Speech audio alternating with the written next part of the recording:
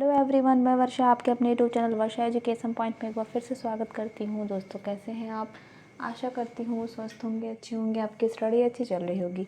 तो आज की क्लास में दोस्तों हम लोग कंटिन्यू करने वाले हैं सिलेक्शन वाली प्रश्नोत्तरी, जो कि हम लोग काफ़ी दिन से पढ़ रहे हैं और उससे संबंधित लगभग हम लोगों की 32वीं क्लास हो चुकी है। 32वीं क्लास में लगभग बहुत ही अच्छे अच्छे प्रश्नों की श्रृंखला मैं आप लोग के लिए लेके आई हूँ। और जो लोग भी वीडियो वो नहीं देखे होंगे दोस्तों, मैंने प्लेलिस्ट बना दी है, तो आप लोग वीडियो जाकर ज़रूर देख लें। आज की भी जो प्रश्नावली होने वाली है बहुत ही महत्वपूर्ण होने वाली है, तो वीडियो को लास्ट तक जरूर देखिएगा, ठीक है। तो आज का पहला प्रश्न है कि आचार्य क्षेमेंद्र, तो नाम से ही स्पष्ट हो गया होगा कि ये तो भारतीय काव्य शास्त्र का टॉपिक है। जी हाँ, तो आज हम लोग हर एक टॉपिक के प्रश्न आप लोग इस वीडियो में देखेंगे, चाहे वो काव्य शास्त्र हो, उपन्यास हो, नाटक हो, कहानी, ठीक है। तो प्रश्न है, आचार्य क्षेमेंद्र ने औचित्य के कितने अंग निर्धारित किए हैं? ठीक है, तो पहले तो ये जानिए कि औचित्य संप्रदाय के प्रवर्तक कौन है? आचार्य क्षेमेंद्र। क्लियर। अब इसमें प्रश्न पूछा है कि आचार्य क्षेमेंद्र ने औचित्य के कितने अंग निर्धारित किए हैं। पहला ऑप्शन है 28 अंक, दूसरा है 23 अंक, तीसरा है 19 अंग और तीसरा है 29।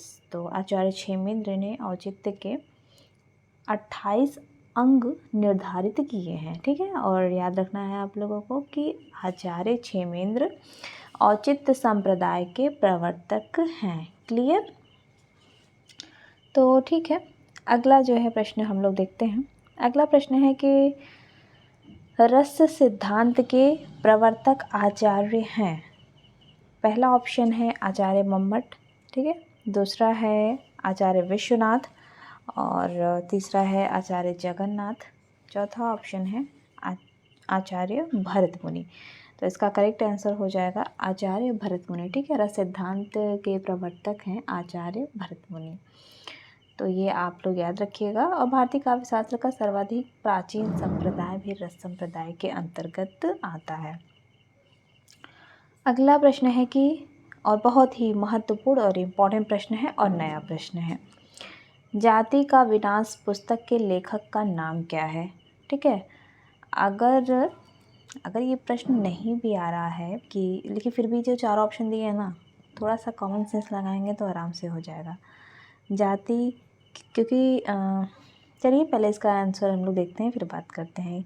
जाति का विनाश पुस्तक के लेखक, पहला ऑप्शन है सुरेंद्र अज्ञात, दूसरा है चंद्रिका प्रसाद जिज्ञासु, चौथा ऑप्शन है कंवल भारती और चौथा है डॉक्टर भीमराव अम्बेडकर, ठीक है। तीसरा है कंवल भारती। तो देखिए, अब इसका करेक्ट आंसर हो जाएगा डी वाला ऑप्शन, डॉक्टर भीमराव अम्बेडकर। चूँकि जाति पे ज़्यादातर पुस्तक भीमराव अम्बेडकर की लिखी हुई है, तो इससे भी थोड़ा आंकड़ा लगा भी सकते थे आप लोग कि जाति का विनाश पुस्तक के लेखक डॉक्टर भीमराव अम्बेडकर हैं, ठीक है। अगर पता है तो अच्छी बात है, नहीं है तो थोड़ा सा कुछ चीज़ें ऐसी रहती हैं जिनके बारे में ज़्यादा विशेषतः चीज़ें पढ़ने को मिलती हैं, तो उससे एक आइडिया लगा लिया जाता है। अगला प्रश्न है कि वह सफ़र था कि मुकाम था, कृति की लेखिका हैं, ठीक है। पहला वाला ऑप्शन है मैत्रेयी पुष्पा, दूसरा है मृदुला गर्ग, तीसरा है उषा प्रेमलता, चौथा ऑप्शन है प्रभा खेतान। तो प्रश्न बड़ा ही महत्वपूर्ण है। कहाँ चला गया भैया? वह सफ़र था कि मुकाम की जो कृति की लेखिका हैं वह हैं मैत्रेयी पुष्पा, ठीक है। बहुत ही महत्वपूर्ण इनकी यह कृति है। और इनकी अन्य कृति की बात करें, बहुत जो इम्पोर्टेंट है, जैसे कि कितनी कैदें, डेफोडिल जल रहे हैं और इदन्नम, ये सब इनकी महत्वपूर्ण जो है कृतियाँ हैं, ठीक है, मैत्रेयी पुष्पा जी की। अगला प्रश्न है कि देश विदेश यात्रा वर्णन का लेखक कौन है? देश विदेश यात्रा वर्णन का लेखक, तो देखते हैं इसको भी हम लोग। पहला ऑप्शन है रामधारी सिंह दिनकर, दूसरा है रामवृक्ष वेनीपुरी और तीसरा ऑप्शन है रांघे राघव, चौथा ऑप्शन है भगवत शरण उपाध्याय, ठीक है। तो इसका करेक्ट आंसर हो जाएगा रामधारी सिंह दिनकर, इसका करेक्ट आंसर हो जाएगा, ठीक है। रामधारी सिंह दिनकर ने 2 यात्रा वृत्तांत लिखे, एक तो ये देश विदेश, और इसका प्रकाशन वर्ष आप लोग याद रखिए 1957, ठीक है। और जो है और एक है इनकी मेरी यात्राएं। हाँ, ये बहुत ही महत्वपूर्ण दोनों हैं। इनका ये यात्रा वृत्तांत है, किसका? रामधारी सिंह दिनकर का, देश विदेश और मेरी यात्राएं। क्लियर? और आप लोग मुझे बताइएगा, यात्रा वृत्तांत आ ही गया है तो आप लोग बताइएगा। आप लोग बहुत ही इजी मैं मतलब बताने वाली हूँ, पूछने वाली हूँ आप लोगों से कि पैरों में पंख बांधकर ये जो है किसका यात्रा वृत्तांत है। ठीक है, ये आप लोग मुझे कमेंट बॉक्स में ज़रूर बताइएगा, पैरों में पंख बांधकर।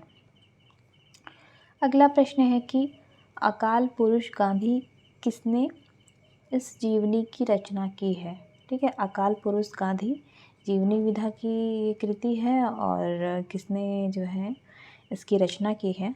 तो पहला वाला ऑप्शन है जैनेंद्र, दूसरा है अज्ञे और तीसरा ऑप्शन है डॉक्टर देवराज, चौथा ऑप्शन है प्रभाकर माचवे।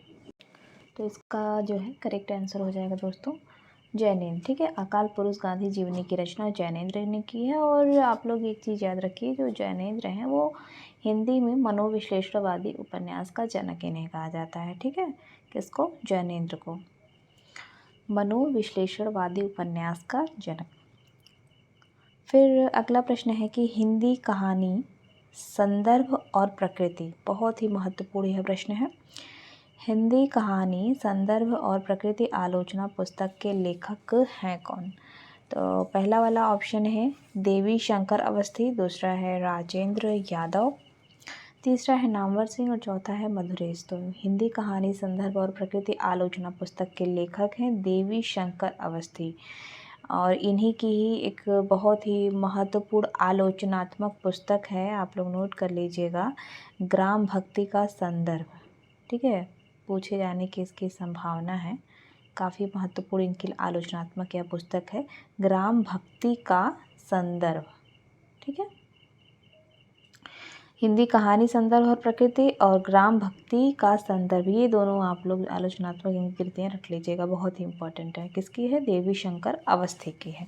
ठीक है, अगले प्रश्न की बात करें तो अगला प्रश्न है कि रीति काव्य की भूमिका पुस्तक के रचयिता कौन है? तो पहला वाला ऑप्शन है सत्यदेव चौधरी, दूसरा है महेंद्र कुमार, तीसरा ऑप्शन है भागीरथ मिश्र, चौथा है नगेंद्र। तो रीति काव्य की भूमिका पुस्तक के रचयिता हैं डॉक्टर नगेंद्र। ठीक है, अगला प्रश्न है कि हिंदी के मार्क्सवादी समीक्षक हैं। पहला वाला ऑप्शन है आचार्य रामचंद्र शुक्ल, दूसरा है डॉक्टर नगेंद्र, तीसरा ऑप्शन है नामवर सिंह और चौथा है नंद दुलारे वाजपेयी। ठीक है, तो इसका करेक्ट आंसर हो जाएगा दोस्तों डॉक्टर नामवर सिंह। डॉक्टर नामवर सिंह हिंदी के मार्क्स जो है वादी समीक्षक हैं और इनकी कुछ आलोचनात्मक पुस्तक को मैं बता दूं जो कि काफ़ी ज़्यादा पूछा जाता है, छायावाद है। ठीक है, जो कि 1955 ईस्वी में प्रकाशित रचना है और छायावाद तो काफ़ी ज़्यादा पूछता है। और एक है हिंदी के विकास में अपभ्रंश का योग। ठीक है, हिंदी के विकास में अपभ्रंश का योग और छायावाद तो बहुत ही ज़्यादा घुमा फिरा के पूछता है। किसका है यह? डॉक्टर नामवर सिंह का आलोचनात्मक कृति। अगले प्रश्न की बात करें तो अगला प्रश्न है कि अशोक के फूल, अशोक के फूल में मनुष्य की इच्छा से निरपेक्ष परिवर्तनकारी शक्ति को क्या नाम दिया गया है? तो पहला वाला ऑप्शन है महाकाल नाम दिया गया है, दूसरा है जिजीविषा, तीसरा है और ये जो जिजीविषा है ना, यह शुद्ध वर्तनी में तो बहुत ज़्यादा पूछा जाता है। और तीसरा ऑप्शन है यमराज, चौथा ऑप्शन है धर्मराज। ठीक है, बहुत ही अच्छा यह प्रश्न है। तो इसका जो है, वैसे तो आप लोग पहले ये जानिए अशोक के फूल जो है यह निबंध है। ये निबंध है किसका? यह निबंध है हजारी प्रसाद द्विवेदी जी का। ठीक है, तो इसमें पूछा है कि इसमें मनुष्य की इच्छा से निरपेक्ष परिवर्तनकारी शक्ति को क्या नाम दिया गया है? तो महाकाल नाम दिया गया है। ठीक है, ये आप लोग याद रखिएगा। और हजारी प्रसाद द्विवेदी जी के अन्य निबंध की बात करें तो जैसे बसंत आ गया, ठीक है, बसंत आ गया, इनकी जितनी मतलब निबंध है आप लोग सारे याद कर लीजिएगा, एक भी ना छोड़ना है। बसंत आ गया है, मेरी जन्मभूमि है और नाखून क्यों बढ़ते हैं, कुटच, ये सब बहुत ही महत्वपूर्ण है हजारी प्रसाद द्विवेदी जी के निबंध। अगला प्रश्न है कि मध्यकालीन धर्म साधना किसका निबंध है। पहला ऑप्शन है रामचंद्र शुक्ल जी का, दूसरा है महादेवी वर्मा, तीसरा है हजारी प्रसाद द्विवेदी, चौथा ऑप्शन है विश्वनाथ प्रसाद मिश्र। तो मध्यकालीन धर्म साधना निबंध के लेखक हैं हजारी प्रसाद द्विवेदी जी के। ठीक है, अभी इनके अन्य निबंध में हम लोग कौन कौन से पढ़े, अशोक के फूल, नाखून क्यों बढ़ते हैं और कुटच, और एक कौन सा भी, मध्यकालीन धर्म साधना। क्लियर। अगला प्रश्न है कि बर्बरता की पहली सीढ़ी से सभ्यता की अंतिम सीढ़ी तक युद्ध मनुष्य जाति का साथ देता आया है, यह कथन किस निबंध से उद्धृत है। यह प्रश्न जीआईसी के भी एग्ज़ाम में पूछा गया था और नेट के भी एग्ज़ाम में पूछा गया है। तो युद्ध और नारी, ठीक है, युद्ध और नारी एक निबंध है, किसका है वह, महादेवी वर्मा का। उसी में यह उल्लेख किया गया है कि बर्बरता की पहली सीढ़ी से सभ्यता की अंतिम सीढ़ी तक युद्ध मनुष्य जाति का साथ देता आया है। ठीक है, तो यह जो है युद्ध और नारी जो निबंध है महादेवी वर्मा जी का, उससे यह उल्लेखित है। तो ठीक है, अगले प्रश्न की बात करें हम लोग। अगला है कहानीकार और उनकी कहानियाँ, तो सम्मिलित करना है हम लोगों को। तो देखिए, ये वाले ऑप्शन से हम लोग देखते हैं। पहले उषा प्रियंवदा। उषा प्रियंवदा की कहानी की बात करें तो इनकी कहानी है वापसी। ठीक है, मन्नू भंडारी की कहानी की बात करें तो इनकी कहानी है बहुत ही प्रसिद्ध अकेली। कृष्णा श्रोवती की कहानी है बहुत ही प्रसिद्ध सिक्का बदल गया। ये सब जितनी है महिला कहानीकार हैं, ठीक है, सारे बहुत ही इम्पोर्टेंट हैं। फिर अगला है निर्मल वर्मा। निर्मल वर्मा की जो कहानी है वह है परिंदे। 1960 इसका प्रकाशन वर्ष है। ये भी कहानी ये लोग पढ़े होंगे, बहुत ही अच्छी है कहानी है परिंदे। तो विद्यालय की कोई कहानी है। तो उषा प्रियंवदा की कौन सी कहानी हो गई, वापसी हो गया, परिंदे निर्मल वर्मा, कृष्णा श्रोवती का सिक्का बदल गया और मन्नू भंडारे की अकेली। अब ये आद्रा भी कहानी हम लोग देख लेते हैं, ऑप्शन में तो नहीं दिया है, लेकिन यह कहानी है किसकी, मोहन राकेश की। ठीक है, किसकी, मोहन राकेश की यह कहानी है। तो इस प्रकार से तो ये ए वाला ऑप्शन ही करेक्ट हो जा रहा है। क्लियर। अगला प्रश्न और आज का लास्ट प्रश्न है कानों में कंगना। कानों में कंगना भी कहानी ना बहुत ही मज़ेदार कहानी है, आप लोग पढ़िएगा।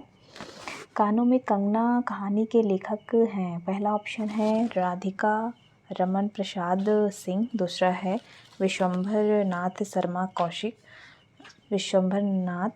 शर्मा कौशिक और तीसरा है चंद्रधर शर्मा गुलेरी और चौथा ऑप्शन है राधा चरण गोस्वामी। तो कानों में कंगना कहानी के लेखक हैं कौन, चौथा वाला ऑप्शन। ठीक है, राधा, ये देखिए राधाचरण राधिका रमन दे दिया गया ना, सॉरी, ये देखिए पहला वाला ऑप्शन, मैं भी इसमें कंफ्यूज हो गई, पहला वाला ऑप्शन करेक्ट हो जाएगा। ठीक है, कानों में कंगना कहानी के लेखक है राधिका रमन प्रसाद सिंह। अच्छा देखिए, 4 ऑप्शन ऐसे दे दिए झटके से, ऐसे गलत होता है। ठीक है, ये ह्यूमन नेचर है ना, बस इसी पे कंट्रोल करना है हम लोगों को। तो इसका प्रकाशन वर्ष याद रखिए आप लोग, 1913 ईस्वी है। ठीक है, बहुत ही अच्छी कहानी है। तो ठीक है दोस्तों, आज की क्लास यही समाप्त करते हैं। आपको क्वेश्चन कैसे लगे कमेंट बॉक्स में ज़रूर बताइएगा दोस्तों, लाइक ज़रूर कीजिएगा। कोई भी डाउट होगा तो कमेंट बॉक्स में ज़रूर बताइएगा। ठीक है, तब तक के लिए धन्यवाद। अच्छे से आप लोग पढ़ाई करते रहिए।